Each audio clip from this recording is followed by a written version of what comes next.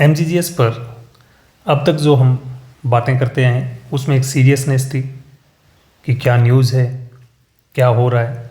लेकिन आज हम एमजीजीएस पर बिल्कुल लाइट मोड में बात करेंगे, क्योंकि जो कैंडिडेट्स हैं उनमें एक बार पुनः उत्साह है। जैसा कि अभी रिज़ल्ट जारी किया जा सकता है, तो रिज़ल्ट पर जो स्टार्टिंग हुई थी इस केस की वो थी 10 नंबर बोनस को लेकर के। तो 10 नंबर बोनस एक बार हटा दिया गया, अब उस पर स्टे लग गया है, यानी बोनस के साथ विभाग आगे बढ़ सकता है। तो उसका भी कुछ असर पड़ेगा, उस पर भी हम बात करेंगे।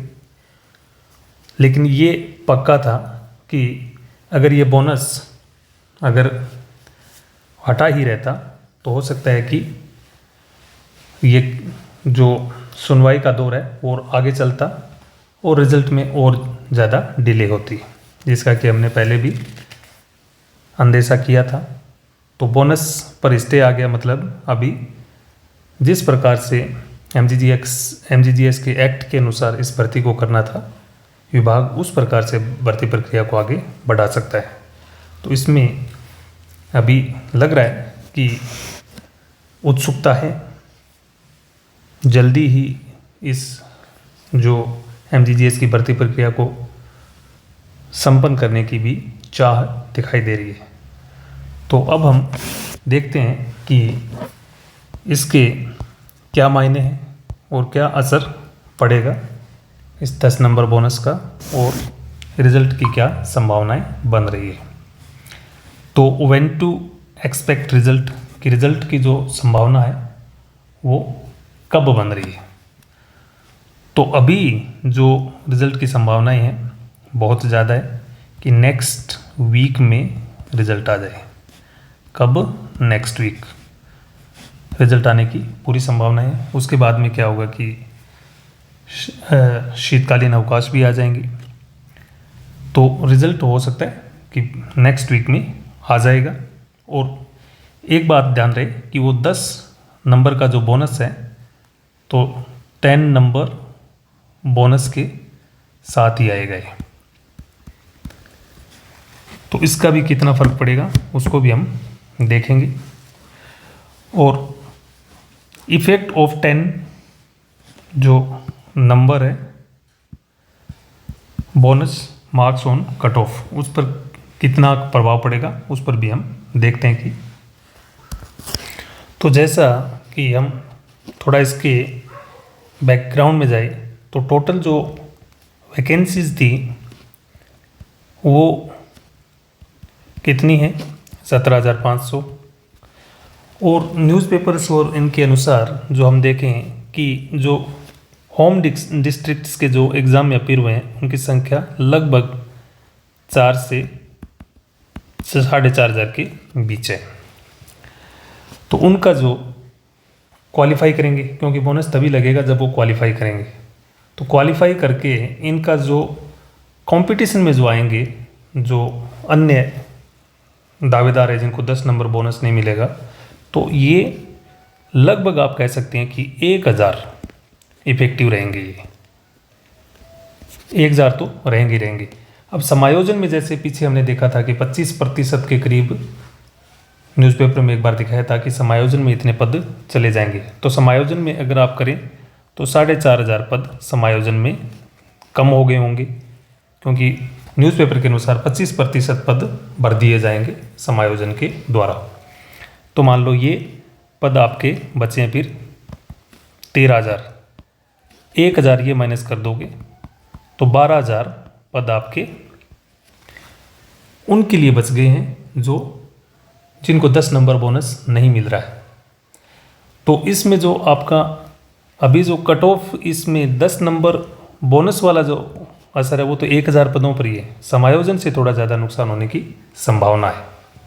तो इसमें आपको कोई ज़्यादा फर्क नहीं पड़ने वाला है, और अच्छा है कि भर्ती प्रक्रिया संपन्न हो जाएगी अब। तो लेवल 1 एंड 2 के लिए जैसे मैं आपको पहले बता देता हूँ कि ये मेरी स्पेकुलेशन है, उससे आपकी स्पेकुलेशन भिन्न हो सकती है। तो ये केवल एक अंदाज़ा लगा रहे हैं हम कि लेवल 1 एंड 2 में जो पदों की संख्या है वो सबसे क्या है, सबसे ज़्यादा है। और इन पे इन चीज़ों का जो प्रभाव है, जैसे 10 नंबर बोनस और समायोजन का, सेकंड ग्रेड और फर्स्ट ग्रेड से कम पड़ेगा। तो लेवल 1 एंड 2 में आप ये कह सकते हैं कि 50,000 लोग, 50-51,000 अपीयर हुए हैं, उसमें जो क्वालिफाई कर चुके हैं और जिनके 50+ मार्क्स हैं, वो तो अपने ज़िले में अच्छी जगह पर उनको पोस्टिंग मिलने की पूरी संभावना है। तो कोई ज़्यादा फर्क नहीं पड़ेगा इन सब चीज़ों से। 5 नंबर जो है आपके, उसका फ़र्क पड़ सकता है।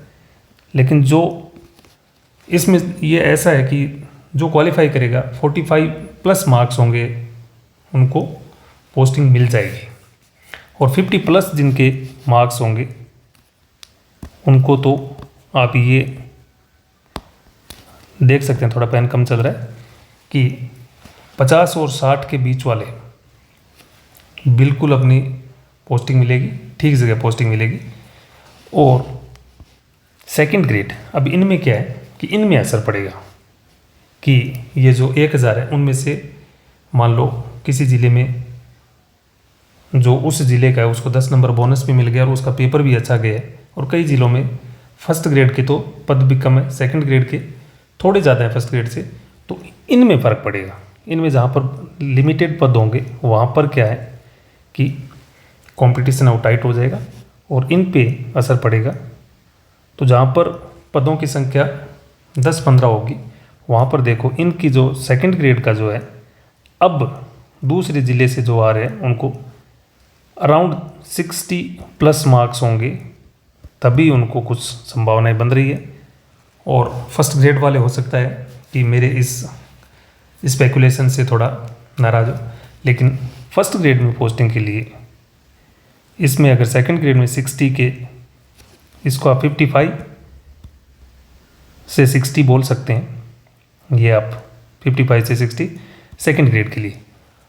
और फर्स्ट ग्रेड के लिए मैं बोलूँगा कि 55 से 65 तक जो है वो आपको मिनिमम हो सकता है चाहिए हो। मिनिमम की बात कर रहा हूँ मैं, उसके ऊपर तो जितने हैं उनको मिलेगी, लेकिन हो सकता है ये मिनिमम वाला 65 चला जाए क्योंकि पदों की संख्या कम है। और जो कंटेंडर अगर होगा और उसी ज़िले का, खुद के ज़िले में अगर वो फर्स्ट ग्रेड के लिए अप्लाई कर रहा है, तो वो 100% अपनी अच्छी जगह MGGS के लिए नहीं छोड़ेगा जब तक कि उसको इंग्लिश पर अच्छी पकड़ ना हो। तो फर्स्ट ग्रेड में आप मान के चलो कि उन्हीं की अपने गृह ज़िले में पोस्टिंग होगी जिनके मार्क्स जहाँ पर कम पद है वहाँ पर 65 से ऊपर होंगे, 65 एंड अबव होंगे, उन्हीं को मिलेगी। तो ये मेरी स्पेकुलेशंस थी। लेवल 1 एंड 2 पर ज़्यादा फर्क नहीं पड़ेगा, जो आराम से पास किए उनको पोस्टिंग 100% मिलेगी। तो ये थी आज की MGGS टॉक। इसमें कोई सीरियसनेस नहीं थी, एकदम फ्री स्टाइल रहना।